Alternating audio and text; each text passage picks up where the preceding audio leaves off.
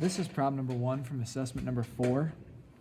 In this problem, it says a mother wants to invest $5,000 for her son's future education. She invests a portion of the money in a bank certificate of deposit (CD) account, which earns 4%, and the remainder in a savings bond that earns 7%. If the total interest earned after 1 year is $300, how much money was invested in the CD account? So they want us to know, or they want us to find how much money was invested in the CD account. They have two accounts. They have a CD account and they have a savings bond account. One account earns 4%, which would be the CD account, and the other account earns 7%, which is the savings bond. So let's say that X equals amount invested in the CD account. And now I need to write an expression for the amount invested in savings. Okay, now before I go any farther, hopefully I can spell this all right.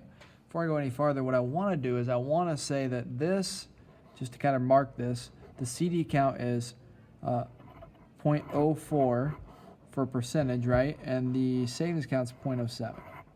Now, there's a couple reasons why somebody might try and invest into two different accounts, even though one account gives them a higher percentage. And I just want to kind of illustrate that there's a lot of times there's limits on the different accounts that you can invest in. And so that's why somebody would split it between two different accounts, or maybe one account's more risky than another account.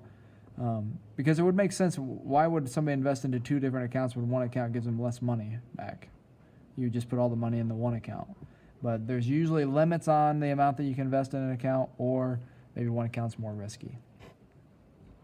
But we have X equal amount invested in the CD account. So what's the amount invested in the savings account? Well, the total amount that was invested was $5,000. So if I invest $1,000 in the CD account, that means I invested $4,000 in the savings account, because I do 5,000 minus 1,000.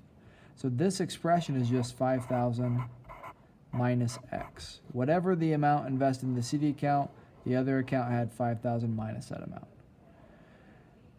And I know that for total interest in 1 year, it accrued $300. So how do I get interest? Well, I take the percentage times the amount invested.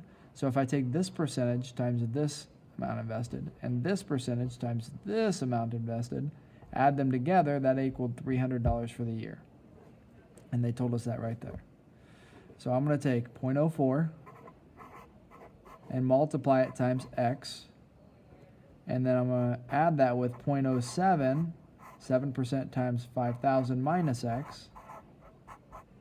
And that's going to equal the $300 in interest that was accrued.